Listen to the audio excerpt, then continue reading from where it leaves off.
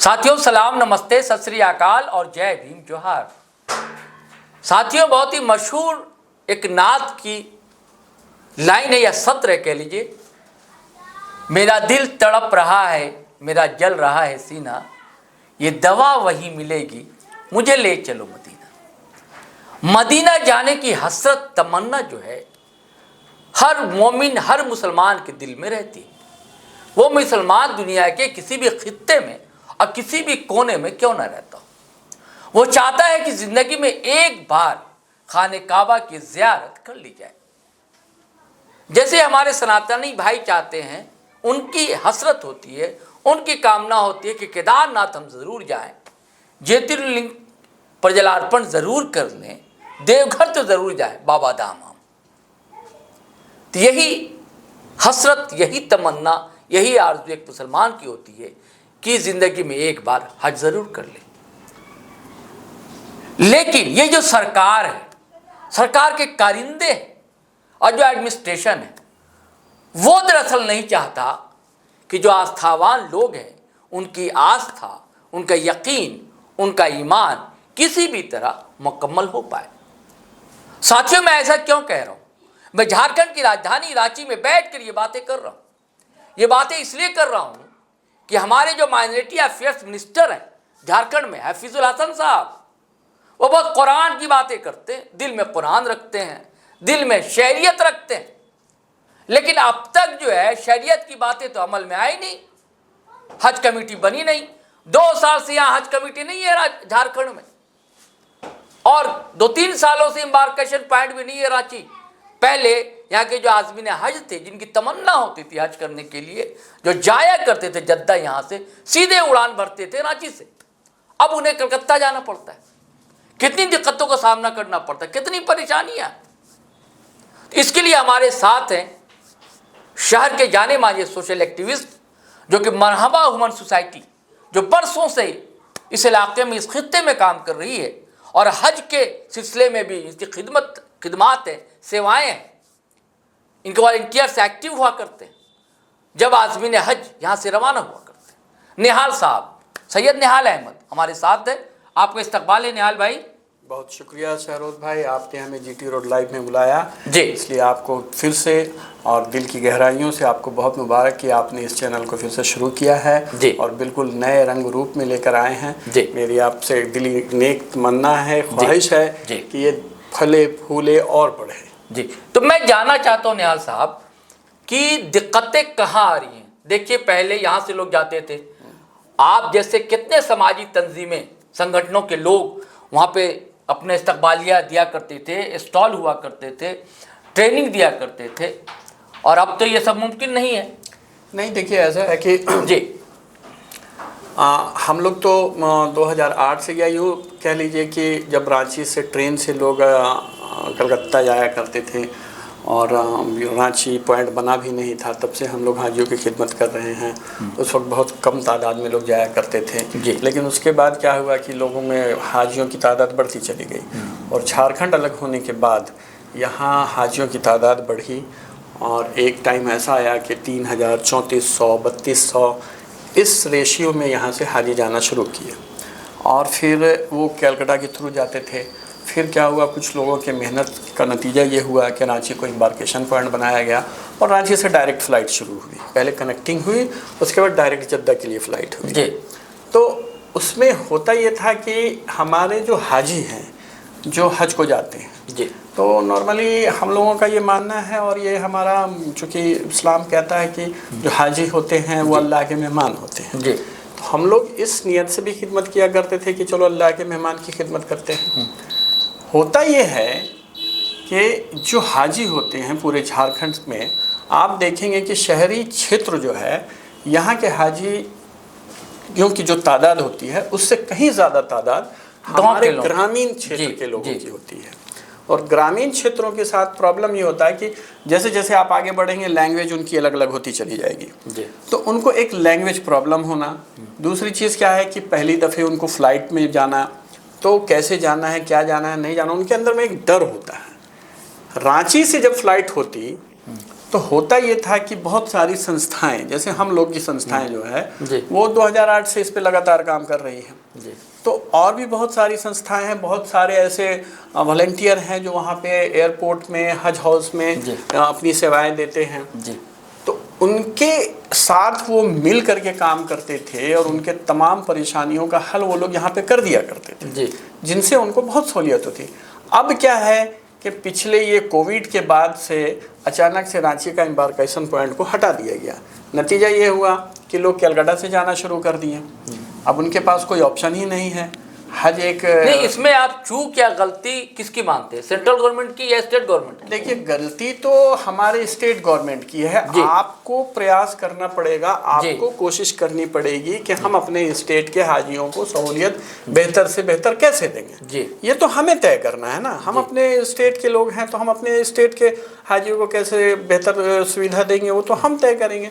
तो मोटा मोटी हम ये मान के चलते हैं कि हमारे यहाँ जो सरकार शुरू से रही उन्होंने इस दिशा पे कोई काम नहीं किया। अब जैसे हज कमेटी की ही बात ले लीजिए, तो हज कमेटी को वो पावर ही नहीं है कि वो किसी तरह का कुछ काम कर ले। कमेटी तो बन जाती है लेकिन उनको स्टेटस नहीं है, तो वो काम कैसे करेंगे?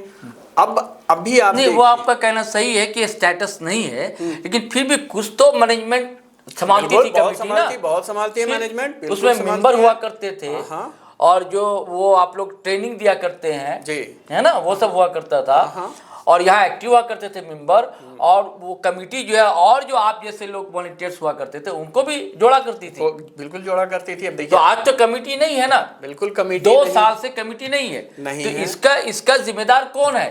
कमेटी स्टेट गवर्नमेंट है। जो इसके जिम्मेदार जो अल्पसंख्यक मंत्री वही है ना। देखिए, जो कमेटी बनाना सरकार का काम है जी, और सरकार की जो इस कमेटी से संबंधित जो स्टेट मंत्रालय है, स्टेट गवर्नमेंट, हाँ स्टेट गवर्नमेंट, स्टेट में कमेटी बनाएगी स्टेट जी, और उसके जो मंत्रालय है, संबंधित मंत्रालय जी, उनके थ्रू ये बनता है कल्याण मंत्रालय। बिल्कुल। पिछली दफे पिछले सरकार में कमेटी बनी, लेकिन वो कमेटी नियम अनुसार नहीं बनने की वजह से उसको आनन फानन में रद्द कर दिया गया।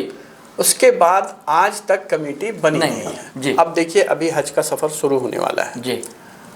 आपको एक बात समझाते हैं जी। कि पिछले दफे कमेटी थी जी, जब हाजी यहाँ से जा रहे थे, एम्बार्केशन पॉइंट रांची से हटा दिया गया था।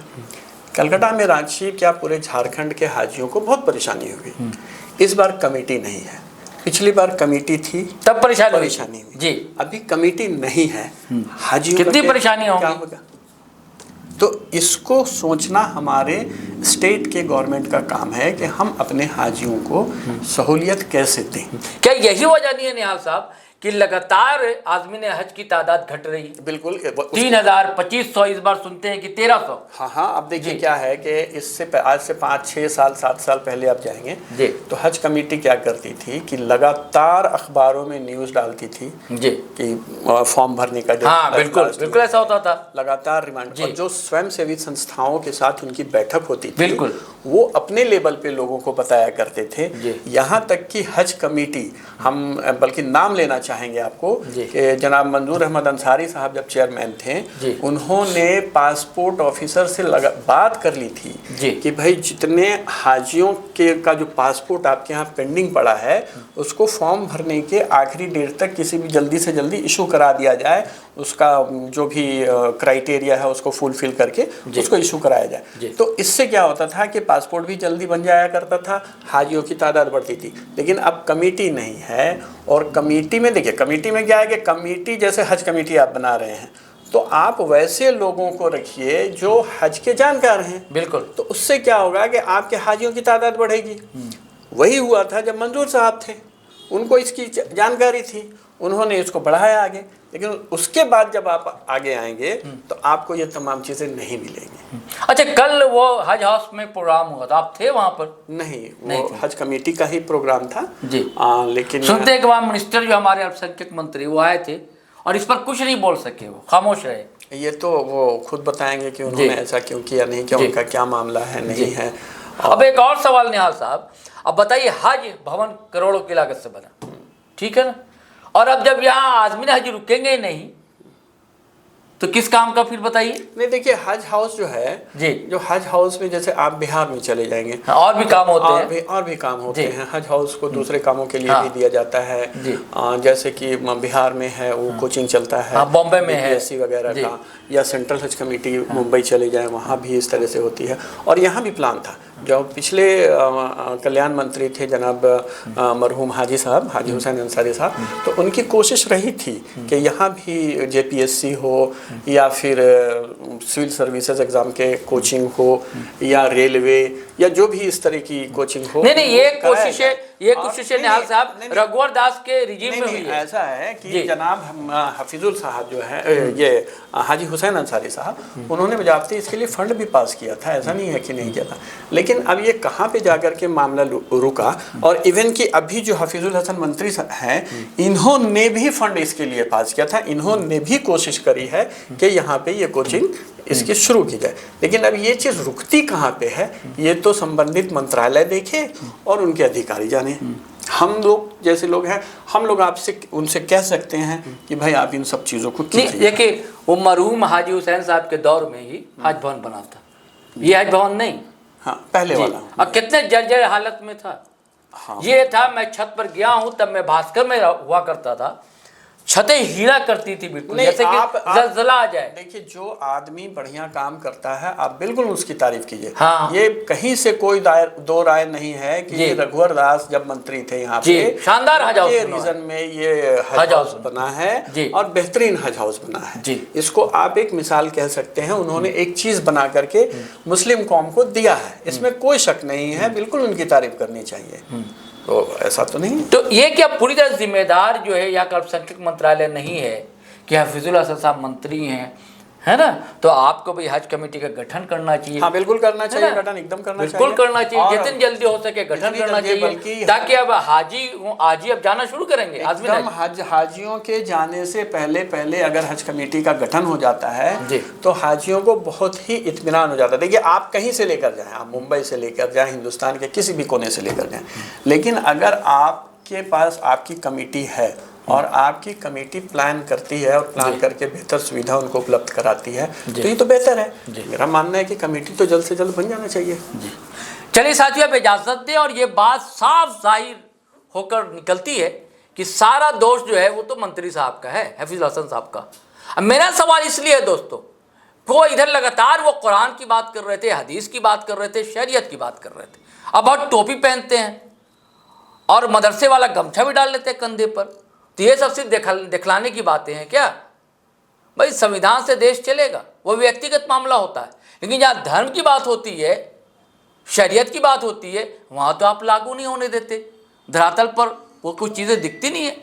आप अल्पसंख्यक कल्याण मंत्री, आज तक हज कमेटी नहीं बनी, और जो हाजी है बेचारे, उनके दिक्कतों का सामना करना पड़ रहा है।